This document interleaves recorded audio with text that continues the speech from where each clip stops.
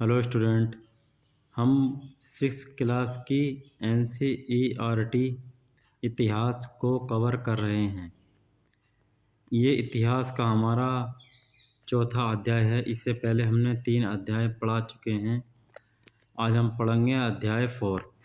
अध्याय 4 में हम पढ़ेंगे आरंभिक नगर, यानी कि जो पुराने जो स्थल हैं, हड़प्पा स्थल, मोहनजोदड़ो स्थल, वो किस तरीके से खुदाई के दौरान प्रकट हुए, किस तरीके से उनका पता चला। यदि बात करें पुराने भवन का संरक्षण, जसप्रीत और हरप्रीत, ये 2 लोग हैं, अपने घर के पास की गली में क्रिकेट खेल रहे थे। उन्होंने देखा कि कुछ लोग उस खंडर की तारीफ कर रहे थे जिसे गली के बच्चे भूतहा घर कहा करते थे। जैसे हम देखते हैं आजकल के उसमें, जैसे कोई खंडर है तो हमने ये कह था कि यार इस खंडर में मत जाना, इसमें भूत रहता है, ठीक है नहीं, ये हमने माइंड में सोचा। लेकिन इस समय ये खंडर है तो पहले जो अतीत में बीत चुका, उस समय कोई ना कोई स्थल ये रहा होगा जो आज हम खंडर की बात करते हैं। एक व्यक्ति ने कहा, इसकी वास्तुकला को देखो, यानी कि इसका जो डिजाइन है उसको देखो। क्या आपने कहीं लकड़ी पर इतनी सुंदर नक्काशी देखी है? दूसरी महिला ने कहा, हमें मंत्री जी को पत्र लिखवाकर कहना चाहिए कि वे इस खूबसूरत घर को सुरक्षित रखने के लिए उसकी मरम्मत कराने की व्यवस्था करें। ये सब सुनकर जसपाल और हरप्रीत सोचने लगे कि इस पुराने खंडर से लोगों का इतना लगाव क्यों हो सकता है।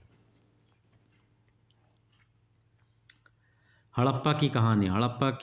हड़प्पा जो है सबसे पुरानी इमारत मानी जाती है। इस हड़प्पा के बारे में पढ़ते हैं। अक्सर पुरानी इमारत अपनी कहानी बताती है। लगभग 150 साल पहले जब पंजाब में पहली बार रेलवे लाइनें बिछाई जा रही थीं, तो इस काम में जुटे इंजीनियरों को अचानक हड़प्पा पूरा स्थल मिला। कैसे मिला? जब मान लिया रेलवे लाइन बिछ रही थी तो वहाँ के कुछ ईंटें कम पड़ गई, तो वहाँ के मज़दूरों को कहा कि पास की जगह से कहीं ईंटें लेकर आओ। तो पास की जगह वहाँ पर गए और वहाँ से उन्होंने खोदा तो वहाँ उन्होंने ईंटें मिली। जब खोदते गए तो ईंटें मिलती गईं। उन्होंने सोचा कि यार कि यहाँ पर ईंटें निकलनी है तो कोई ना कोई शहर यहाँ पर दब गया है। फिर इसके बाद जो आधुनिक पाकिस्तान में है, कौन? हड़प्पा स्थल। उन्होंने सोचा कि यह एक ऐसा खंडर है जहाँ से अच्छी ईंटें मिलेंगी। ये सोचकर वे हड़प्पा के खंडरों से हजारों ईंटें उखाड़ ले गए, जिससे उन्होंने रेलवे लाइन बिछाई। इससे कई इमारतें पूरी तरह नष्ट हो गईं। उसके बाद जब वो ईंटें यहाँ से ले गए निकाल के, तो अब जब ईंटें ले गए तो जाहिर सी बात है उसकी दीवारें वगैरह, बुनियाद वगैरह सब नष्ट हो गई। उसके बाद लगभग 80 साल पहले पुरातत्वविदों ने इस स्थल को ढूंढा और तब पता चला कि ये खंडर उपमहाद्वीप के सबसे पुराने शहरों में से एक है। चूँकि इस नगर की खोज सबसे पहले हुई थी, इसीलिए बाद में मिलने वाले इस तरह के सभी पुरास्थलों में से जो इमारतें और चीज़ें मिली, उन्हें हड़प्पा सभ्यता की इमारतें कहा गया। यानी कि जो पुरानी जो सभ्यता है वो हड़प्पा है। और इसके बाद जो भी इमारतें मिली, चाहे लोथल हो या धोलावीरा हो, कालीबंगा हो, बनावली हो, तो उसे क्या हड़प्पा सभ्यता की इमारत कहा गया, इन्हीं की इमारत कहा गया। लेकिन पहले जो खोदा गया वो हड़प्पा स्थल था। इन्हीं शहरों का निर्माण लगभग 4700 साल पहले हुआ था।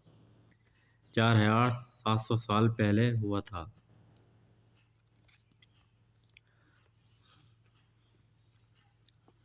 प्रायः पुरानी इमारतों को तोड़कर उनकी जगह नए भवन बनाए जाते हैं।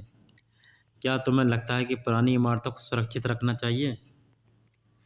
हम अपने लॉजिकल से कह सकते हैं कि पुरानी इमारतों को सुरक्षित रखना चाहिए, क्योंकि ये ऐतिहासिक धरोहर है जो आज का मानव इस चीज़ को जान सके कि पहले के लोग किस तरीके से रहते थे और उनकी क्या व्यवस्था थी। ऐतिहासिक इमारत देखने से हमें अतीत के बारे में जानने की प्रेरणा मिलती है।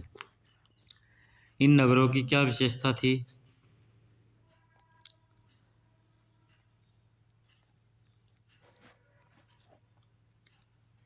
इन नगरों में से कई को दो या उससे ज़्यादा हिस्सों में विभाजित किया गया था। प्रायः पश्चिम भाग छोटा था लेकिन ऊंचाई पर बना था। मैं आपको बता दूं, ये आपका पश्चिम वाला एरिया हो गया और ये आपका कौन सा पूर्वी एरिया हो गया।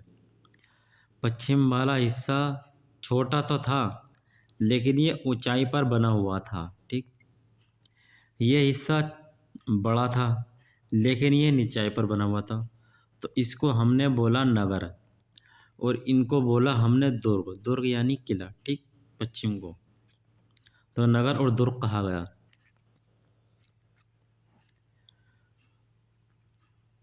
और पूर्वी हिस्सा बड़ा था लेकिन ये निचले इलाके में था।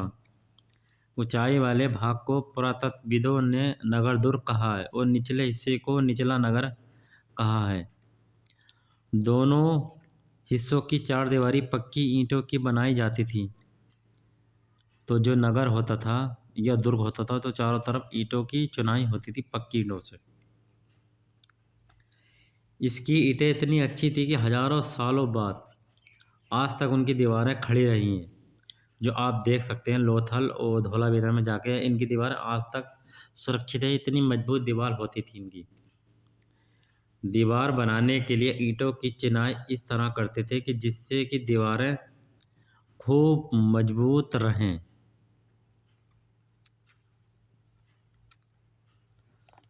कुछ नगरों के नगर दुर्ग में कुछ खास इमारतें बनाई गई थीं। मिसाल के तौर पर मोहनजोदड़ो में खास तालाब बनाया गया था बड़ा सा, जिसे पुरातत्वविदों ने महान स्नानागार यानी कि बड़ा स्नानागार कहा है। इस तालाब को बनाने में ईंट और प्लास्टर का इस्तेमाल किया गया था। इस चीज़ का दो बात आपको पता लगी, ईंट और प्लास्टर का इस्तेमाल किया गया था। इसमें पानी का रिसाव रोकने के लिए प्लास्टर के ऊपर चारकोल की परत चढ़ाई गई थी। इस सरोवर में दो तरफ से उतरने के लिए सीढ़ियां बनाई गई थी और चारों ओर कमरे बनाए गए थे। इसमें भरने के लिए पानी कुएं से निकाला जाता था। उपयोग के बाद इसे खाली कर दिया जाता था स्नानागार को। शायद यहाँ विशिष्ट नागरिक विशेष अवसरों पर स्नान किया करते थे। यह आप नक्शा देख सकते हैं हड़प्पा का, जैसे आपको मोहनजोदड़ो मिला है, सिंधु नदी के किनारे स्थित है। और इसी के जो स्थल मिले हैं जैसे कालीबंगा, राखीगढ़ी, गमेरीवाला, चनहुदड़ो, धोलावीरा, सूरकोटड़ा, लोथल, सोतकाकोह, ये झेलम नदी, चेनाब नदी, रावी नदी। इस रावी नदी के किनारे हड़प्पा शहर बसा हुआ था जो सबसे पुराना था। उसके बाद ही हड़प्पा के स्थल हैं जितने भी हैं। कुछ नगरों के नगर दुर्ग में कुछ खास इमारतें बनाई गई थी। ये हमने पढ़ लिया शायद है। चलिए अगला देखते हैं। कालीबंगा और लोथल। कालीबंगा और लोथल जैसे अन्य नगरों में अग्निकुंड मिले हैं। कालीबंगा और लोथल से हमें क्या मिले? अग्निकुंड मिले हैं। अग्निकुंड जब मिले हैं तो यहाँ से पता चलता है कि यज्ञ वगैरह हुआ करते थे, यहाँ से यज्ञ किए जाते होंगे। हड़प्पा, मोहनजोदड़ो, लोथल जैसे कुछ बड़े नगरों में बड़े बड़े भंडार गृह भी मिले हैं। ये आप महान स्नानागार देख सकते हैं। ये महान स्नानागार है ये। ठीक, यहाँ पर पानी स्टोर करके रखते थे और ये सीढ़ी हैं आने के लिए, ये सीढ़ी हुआ करती थी। ठीक, ये सीढ़ी आप स्नानागार देख सकते हैं।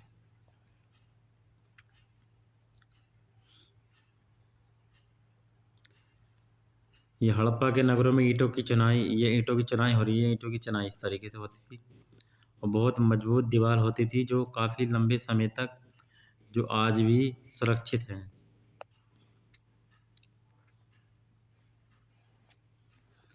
भवन, नाले और सड़कें। इन नगरों के घर आमतौर पर एक या दो मंजिल होते थे। घर जो होते थे या तो एक मंजिल होंगे या फिर दो मंजिल होंगे। घर के आंगन के चारों ओर कमरे बनाए जाते थे, यानी कि ये आंगन हो गया और इससे चारों तरफ कमरे हो गए इस तरीके से। अधिकांश घरों में एक अलग स्नानागार होता था, नहाने के लिए एक अलग, जो आज के दौर में हम बनाते हैं घर में वॉशरूम, तो उसी के समय में स्नानागार होता था। कुछ घरों में कुएं भी होते थे। कई नगरों में ढके हुए नाले भी मिले हैं। मान लो कोई नाली बह रही है तो वो ढकी होती थी। इन्हें सावधानी से सीधी लाइन में बनाया जाता था। हर नाली में हल्की ढाल छोड़ी जाती थी जो पानी आराम से बह सके, ताकि पानी आसानी से बह सके। अक्सर घरों की नालियों को सड़कों की नालियों से जोड़ दिया जाता था। जो घरों की जो नालियाँ निकलती थी वो बाहर जाके जो सड़क है मेन नाली में जोड़ दिया जाता था। और बीच में भी मैन होल बनाए जाते थे जिनसे कभी कूड़ा करकट आ जाए तो उनको निकाल कर साफ कर लिया जाए इन नालियों को, जो बाद में बड़े नालों में मिल जाती थी। नालों के ढके होने के कारण इनमें जगह जगह पर मैन होल बनाए गए थे जिनके जरिए इनकी देखभाल और सफाई की जा सके। घर और नाले सड़कों का निर्माण योजनाबद्ध तरीके से एक साथ ही किया जाता था। यहाँ पर वर्णित घरों और पिछले अध्याय में वर्णित घरों में तुम्हें क्या अंतर दिखाई देता? कोई दो अंतर बताओ आप। नगरीय जीवन कैसा था यहाँ के लोगों का? हड़प्पा के नगरों में बड़ी हलचल रहा करती होगी। यहाँ पर ऐसे लोग रहते होंगे जो नगर की खास इमारतें बनाने की योजना में जुटे रहते होंगे। जब ये सभ्यता एक नगरीय सभ्यता थी तो अच्छे अच्छे लोग रहते होंगे जो इमारतें बनाने में माहिर होंगे। ये संभवतः यहाँ के शासक थे। ये भी संभव है कि ये शासक लोगों को भेज कर दूर दूर से धातु, बहुमूल्य पत्थर और अन्य उपयोगी चीज मंगवाया करते थे।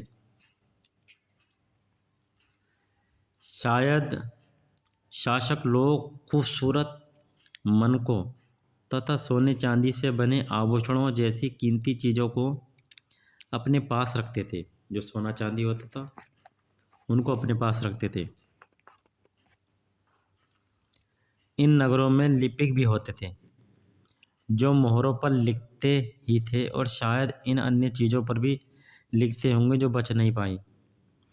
तो इनके समय में लिपिक भी होते थे जो लिखाई करते थे। तो आज की जो उस समय की जो मोहरें हैं आपने देखा होगा ये सिंबल बने हुए हैं, ठीक है, इस तरीके से सिंबल है कोई। तो उस समय में ये लिपिक होते थे, ये लिखते थे, लेकिन ये भाषा वो ही जान सकते हैं।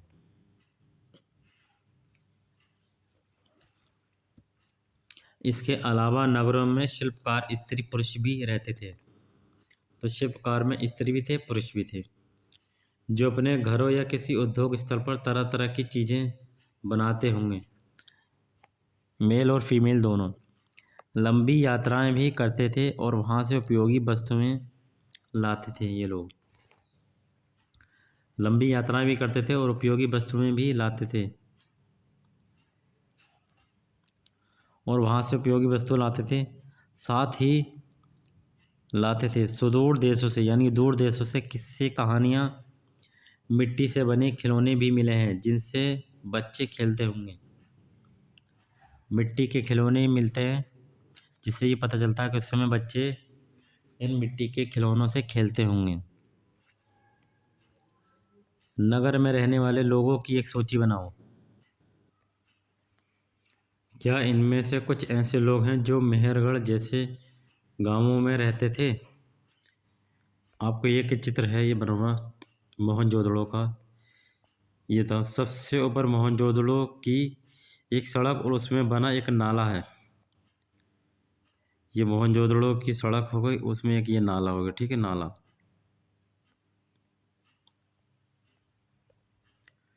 ऊपर एक कुआं, ये रहा कुआं आपका, ये कुआं, ठीक।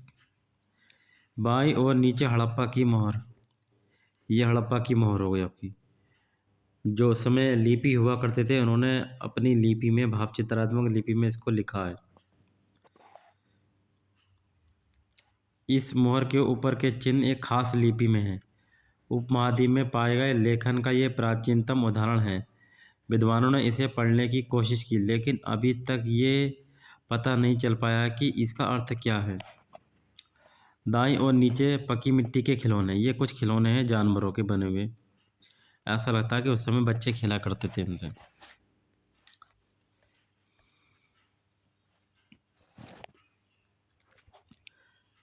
नगर और नए शिल्प।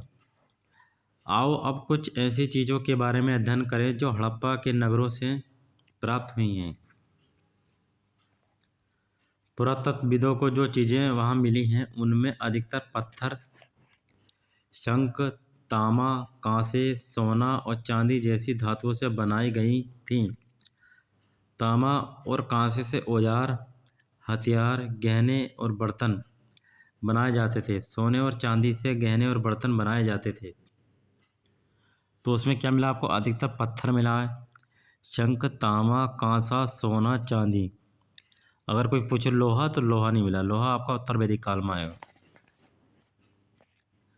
यहाँ मिली सबसे आकर्षक वस्तुओं में मनके और बाट और फलक हैं। 3 चीज़ें जो सबसे महत्वपूर्ण हैं।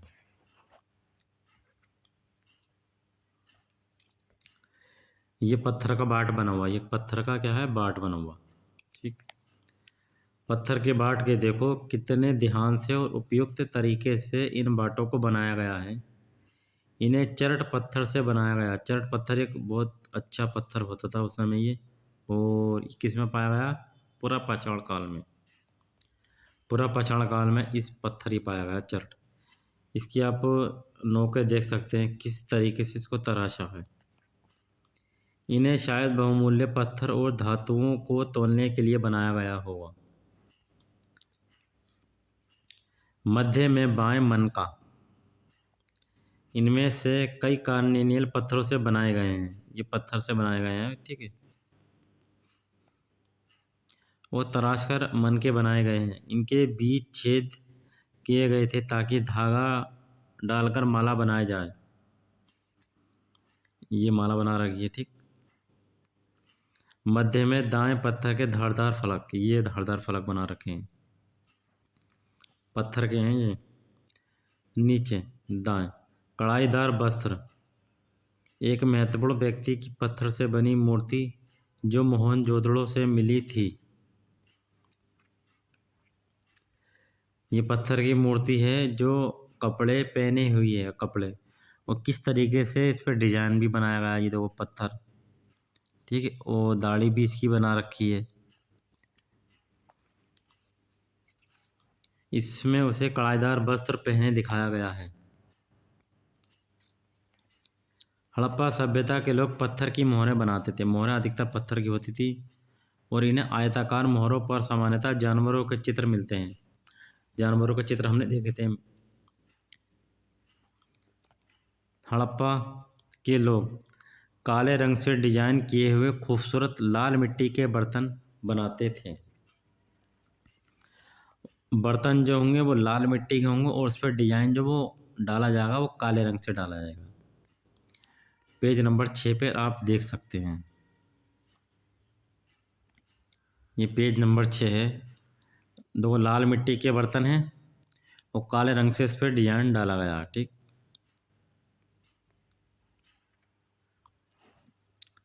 संभवतः 7000 साल पहले मेहरगढ़ में कपास की खेती होती थी। मोहनजोदड़ो से कपड़े के टुकड़ों के अवशेष, चांदी के एक फूलदान के ढक्कन तथा कुछ अन्य तांबे की वस्तुएं से चिपके हुए मिले हैं। पक्की मिट्टी तथा फेन से बनी पकी मिट्टी और तथा फेन से बनी तकलियां सूत कताई का संकेत देती हैं। इनमें से अधिकांश वस्तुओं का निर्माण विशेषज्ञों ने किया था। विशेषज्ञ उसे कहते हैं जो किसी खास चीज़ को बनाने के लिए खास प्रशिक्षण यानी ट्रेनिंग लेता है, जैसे पत्थर तराशना हो, मन के चमकाना या फिर मोहरों पर पच्चीकारी करना आदि। पृष्ठ 36 पर देखें। देखो कि मूर्ति का चेहरा, जो मूर्ति बना रही है और वस्त्र बना रखे हैं, कितने आकर्षक ढंग से बनाया गया है और उसकी दाढ़ी कितनी अच्छी तरह दर्शाई गई है। ये किसी विशेष मूर्तिकार का ही काम हो सकता है। जो अच्छा मूर्तिकार होगा उसने ही इस मूर्ति को अच्छे तरीके से तराशा होगा। हर व्यक्ति विशेषज्ञ नहीं हो सकता। हमें ये पता नहीं है कि क्या सिर्फ पुरुष ही ऐसे कामों में ट्रेनिंग यानी प्रशिक्षण हासिल करते हैं या फिर केवल महिलाएं ही। शायद कुछ महिलाएं और पुरुष दोनों ही इस काम में दक्ष थे। हमें पता नहीं होगा ये उस समय पुरुष किया करते थे या महिलाएं भी किया करती थी या फिर दोनों किया करते थे। फेंस। फेंस क्या होता है?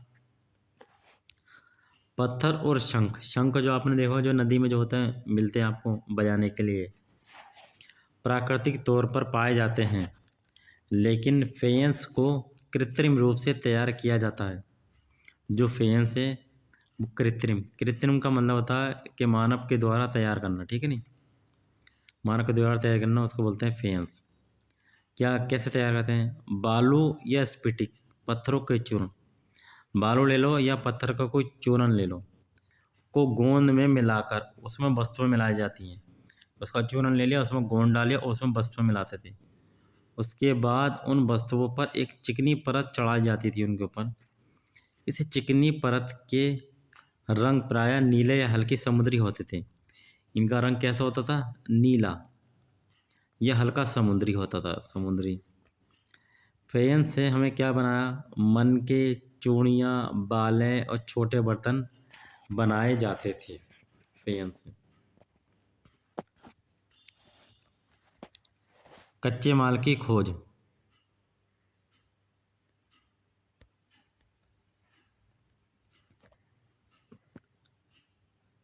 कच्चा माल उन पदार्थों को कहते हैं जो या तो प्राकृतिक रूप से मिलते हैं, प्राकृतिक यानी कि पहले से ही मौजूद हो, या फिर किसान या पशुपालक उनका उत्पादन करते हैं या हम उसे उगाते हैं। जैसे लकड़ी या धातुओं के अयस्क प्राकृतिक रूप से उपलब्ध कच्चे माल हैं। इनमें से फिर कई तरह की चीज़ें बनाई जाती हैं। मिसाल के तौर पर किसानों द्वारा पैदा किए गए कपास को कच्चा माल कहते हैं, जिससे बाद में कताई बुनाई करके कपड़ा तैयार किया जाता है। हड़प्पा में लोगों को कई चीज़ें वहीं मिलती हैं थीं, लेकिन तांबा, लोहा, सोना, चांदी और बहुमूल्य पत्थर जैसे पदार्थों का वे दूर दूर से आयात करते थे, यानी कि खरीदते थे। तो जो प्राकृतिक रूप से हैं, वो जो किसानों ने जो उगाया, वो कपास को उगाया, ठीक है नहीं, कपास, और उस कपास से कताई बुनाई करके क्या कपड़ा बनाते थे, कपड़ा, तो क्या वस्त्र वगैरह बना लिया करते थे। लेकिन तांबा, लोहा, सोना, चांदी और जो पत्थर हैं वो दूर दूर से मंगाते थे।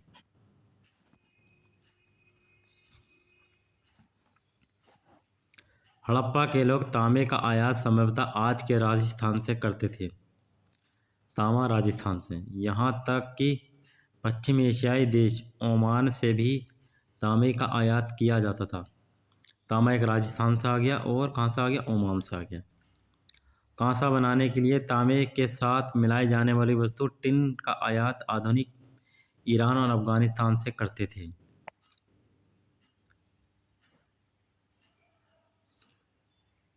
आपका तांबा रहा, तांबा हमने कहाँ से मंगाया? राजस्थान से मंगाया और ओमान से मंगा लिया तांबा, ठीक। अब रहा टिन। टिन हमने ईरान से मंगवाया, ईरान से, और इसके बाद अफगानिस्तान से भी टिन मंगाते थे। इन दोनों को मिला करके हमारा बनता था कांसा, ठीक है, कांसा बनता था। और सोने का आयात आधुनिक कर्नाटक और बहुमूल्य पत्थर का आयात गुजरात, ईरान और अफगानिस्तान से करते थे। सोना मंगाते थे हम कर्नाटक से, गुजरात, ईरान, अफगानिस्तान, यहाँ से पत्थर हम मंगाते थे, पत्थर। ठीक।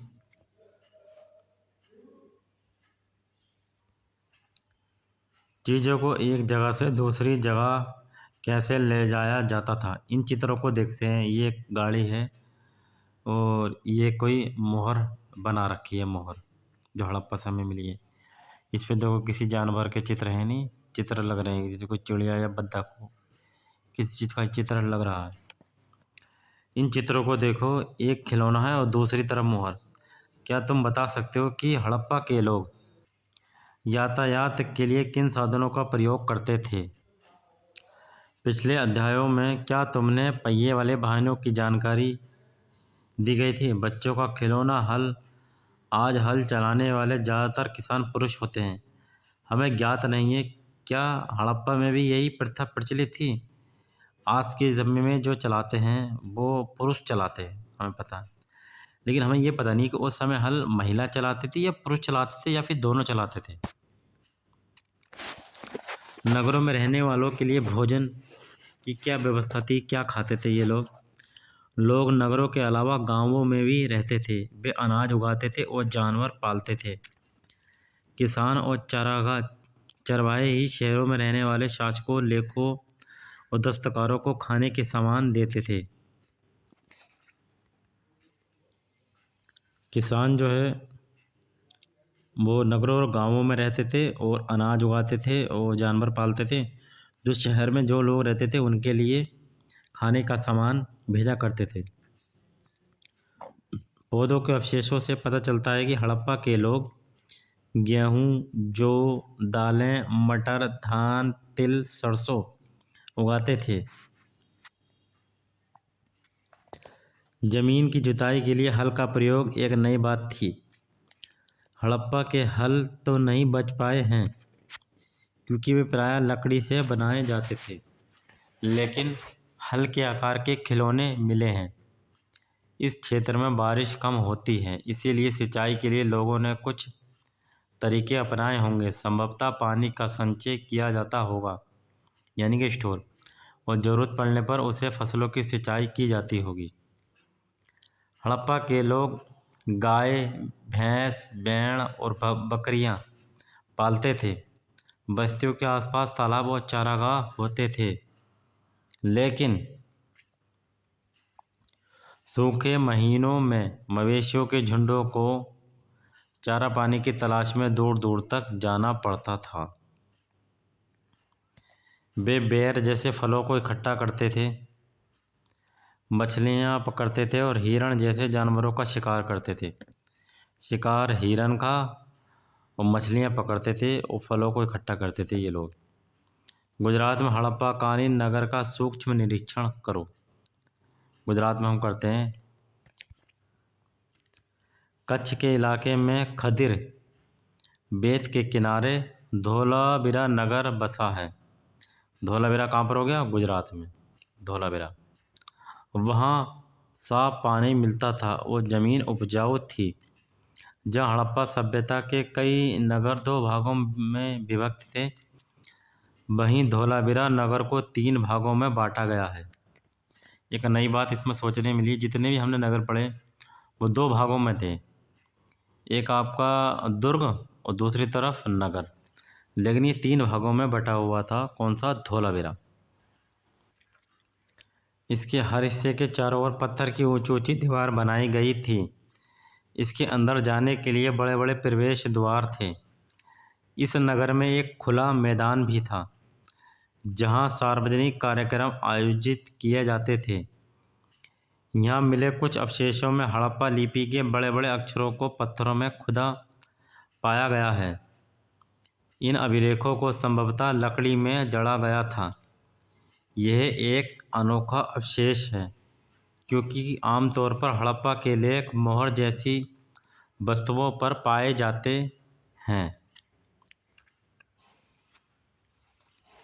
गुजरात की खंभात की खाड़ी में मिलने वाली साबरमती की एक उपनदी के किनारे बसा लोथल नगर ऐसे स्थान पर बसा है जहाँ कीमती पत्थर जैसा कच्चा माल आसानी से मिल जाता था।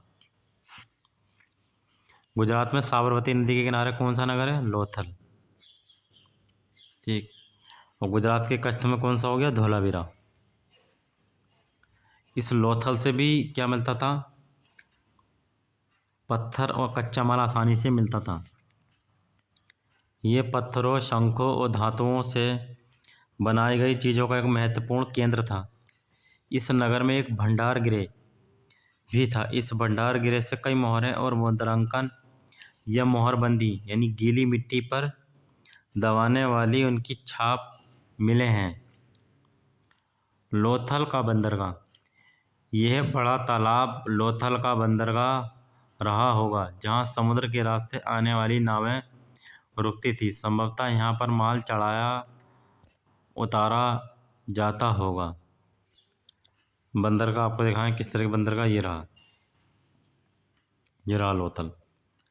ठीक। तो ऐसा लगता है कि यहाँ पर जहाज़ वगैरह आते होंगे और यहाँ पर क्या माल वगैरह उतरता होगा। ये लोथल का सबसे बड़ा बंदरगाह है। लोथल का हो सकता है यहाँ से आते हों। ठीक, यहाँ से माल का आयात निर्यात होता हो।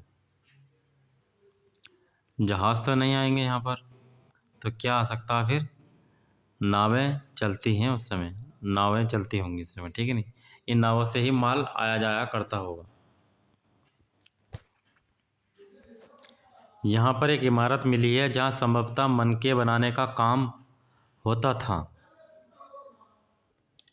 बार बार एक वर्ड आ रहा, मनका। मनका क्या होता है? मनका बेसिकली क्या होते हैं? दाने होते हैं, दाने। ठीक, इन दानों से आप क्या बना सकते हैं? हार बना सकते हैं, हार। मन के, उसी को बोलते हैं मन के बनाने का काम होता था। यानी कि एक कोई धागा लिया तो उसमें मोती उसमें इस तरीके से डाल लिए, तो इस तरीके से क्या बन गया? हार बन गया। यानी कि ठीक, तो मन की क्या, एक दाना, एक हार, इनसे हार बनाए जाते थे, या फिर मोती भी बोल सकते हैं। पत्थर के टुकड़े, अधबने मन के बनाने वाला उपकरण, तैयार मन के भी यहाँ मिले हैं। कहाँ से? लोथल से। मोहर और मुद्रांकन या मोहरबंदी। मोहरों का प्रयोग सामान से भरे उन डिब्बों या थैलों को चिन्हित करने के लिए किया जाता होगा जिन्हें एक जगह से दूसरी जगह भेजा जाता था।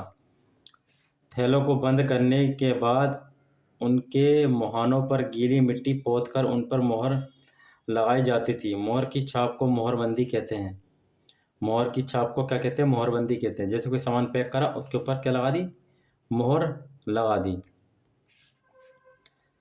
अगर ये छाप टूटी हुई नहीं होती थी तो ये साबित हो जाता था कि सामान के साथ छेड़छाड़ नहीं हुई है। आज भी मोहर का प्रयोग होता है। पता लगाओ कि मोहरों का उपयोग किस लिए किया जाता होगा। जैसे मान लिया कि ये मोहर है, मोहर लगा दी। अगर ये मोहर पूरी साबित हुई तो माल के साथ कोई छेड़खानी नहीं हुई। यदि ये टूटी फूटी हुई मोहर तो समझ लो कोई ना कोई सामान इसमें से निकाल लिया है। इस सभ्यता के अंत का रहस्य क्या हो सकता है? सभ्यता के अंत का रहस्य लगभग 3,900 साल पहले एक बड़ा बदलाव देखने को मिलता है। अचानक लोगों ने इन नगरों को छोड़ दिया। अब एक सोचने वाली बात है, इतनी बड़ी सभ्यता लोगों ने क्यों छोड़ दिया? इतनी बड़ी सभ्यता को। लेखन, मोहर और बाटों का प्रयोग बंद हो गया। दूर दूर से कच्चे माल का आयात काफ़ी कम हो गया। माल जो है काफ़ी कम आने लगा। मोहनजोदड़ो में सड़कों पर कचरे के ढेर बनने लगे। जल निकास प्रणाली नष्ट हो गई और सड़कों पर ही झुग्गीनुमा घर बनाए जाने लगे। ये सब क्यों हुआ? कुछ पता नहीं। कुछ विद्वानों का कहना था कि नदियाँ सूख गई थी। कुछ लोगों ने कहा कि नदियाँ सूख गई थी जिसकी वजह से लोग दूसरी जगह चले गए थे।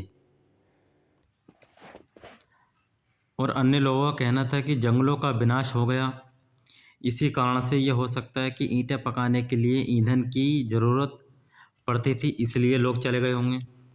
या तो नदियाँ सूख गई हों इसलिए लोग चले गए, या फिर जंगल नष्ट हो गए जिनसे ईंधन वगैरह नहीं मिल पाता था तो इसलिए चले गए होंगे। या फिर इसके अलावा मवेशियों के बड़े बड़े झुंडों से चारागाह और घास मैदान समाप्त गए होंगे, जिसके लिए भी ये लोग दूसरी जगह चले गए होंगे। कुछ इलाकों में बाढ़ आ गई होगी, लेकिन इन कारणों से स्पष्ट नहीं हो पाता कि सभी नगरों का अंत कैसे हो गया। इतने बड़े बड़े नगर कैसे समाप्त हो गए, इसका पता नहीं चल पाया है, क्योंकि बाढ़ और नदियों के सूखने का असर कुछ ही इलाकों में हुआ होगा, सब पे तो नहीं हुआ होगा। ऐसा लगता है कि शासकों का नियंत्रण यानी कंट्रोल समाप्त हो गया हो। जो भी हुआ हो, परिवर्तन का असर बिल्कुल साफ दिखाई देता है। आधुनिक पाकिस्तान के सिंध और पंजाब की बस्तियां उजड़ गई थीं। कई लोग पूर्व और दक्षिण के इलाकों में नई और छोटी बस्तियों में जाकर बस गए। इसके लगभग 1400 साल बाद नए नगरों का विकास हुआ। इनके बारे में तुम अध्याय 6 और 9 में पढ़ेंगे। अब अध्याय 6 और 9 आएगा तो पढ़ेंगे उसमें, ठीक है। अब हम ये देख लेते हैं, अपने एटलस में मिस्र ढूंढो। अपने एटलस में मिस्र ढूंढो। नील नदी के आसपास वाले इलाकों को छोड़कर मिस्र का अधिकांश भाग रेगिस्तान है। लगभग 5000 साल पहले मिस्र में शासन करने वाले राजाओं ने सोना, चांदी, हाथी के दांत, लकड़ी और हीरे जवाहरात लाने के लिए अपनी सेनाएं दूर दूर तक भेजी। इन्होंने बड़े बड़े मकबरे बनाए जिन्हें पिरामिड के नाम से जाना जाता है। मिस्र में क्या पिरामिड बहुत मिलते हैं, ये आपके पिरामिड हैं इस तरीके से, ये आपके पिरामिड बने रख। राजाओं के मरने पर उनके शवों को इन्हीं पिरामिड में दफनाकर सुरक्षित रखा जाता था। इन शवों को ममी कहते हैं। ममी क्या कहते हैं? ममी कहते हैं। जो लोग मर जाते थे उनके शव को इसी पिरामिड में रखा जाता था।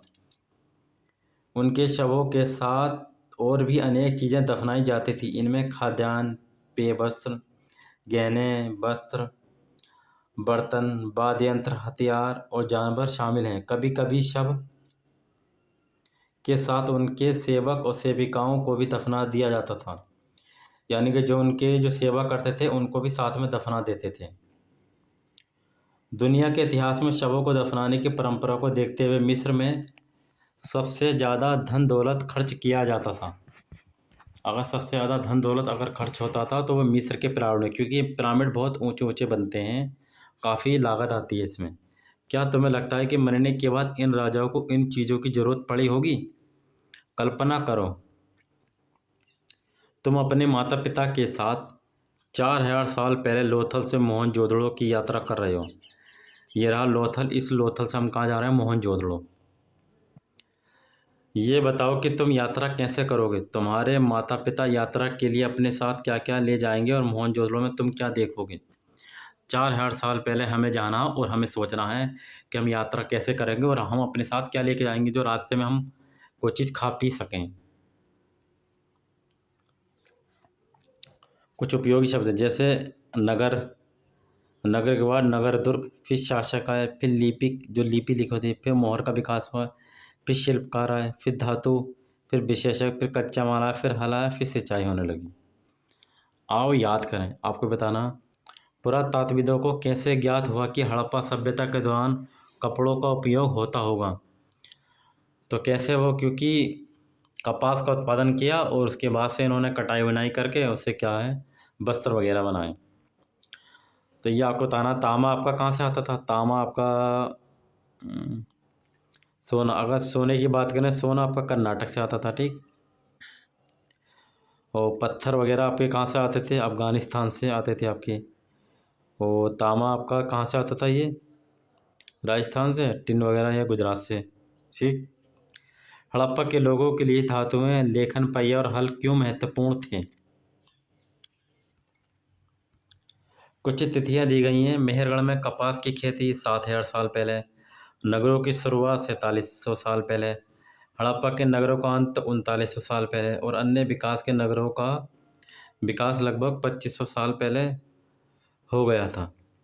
कुछ ये क्वेश्चन हैं, आप इनमें देख के चर्चा कर सकते हैं। जैसे पक्की मिट्टी या टेराकोटा से बनी सभी खिलौनों की सूची बनाओ। इनमें से कौन कौन से खिलौने बच्चों को ज़्यादा पसंद आए? हड़प्पा के लोगों की भोजन सामग्री की सूची बनाओ, क्या क्या खाते थे आज। इनमें से तुम क्या क्या खाते हो, निशान लगाकर बताओ। जैसे गेहूँ, जौ, बाजरा, ये था। हड़प्पा के किसानों पशुपालकों का जीवन क्या उन किसानों से भिन्न था जिनके बारे में तुमने पिछले अध्याय में पढ़ा है? अपने उत्तर में इनका कारण बताओ। अपने शहर या गांव की 3 महत्वपूर्ण इमारतों का ब्यौरा दो। और बस्ती के महत्वपूर्ण इलाकों में बनी हैं इमारतों का उपयोग किस लिए किया जाता था। तुम्हारे इलाके में क्या कोई पुरानी इमारत है, पता करो भाई कितनी पुरानी है, उसकी देखभाल कौन करता है। ये चैप्टर आपका समाप्त हो गया। अब आपका अगला अध्याय चालू होगा, अध्याय 5। अध्याय 5 में पढ़ेंगे क्या बताती है हमारी किताबें वो कब्रें। जो किताबें आपकी पुरानी हैं वो कब्रें क्या बताती हैं। ठीक है, ये आपका अध्याय 4 कंप्लीट हो गया। NCERT की हम ये किताब कवर कर रहे हैं। 6 क्लास की NCERT है ये, इतिहास की। इसके बाद जैसे ही कंप्लीट होगी 7 क्लास की NCERT हम फिर पढ़ेंगे।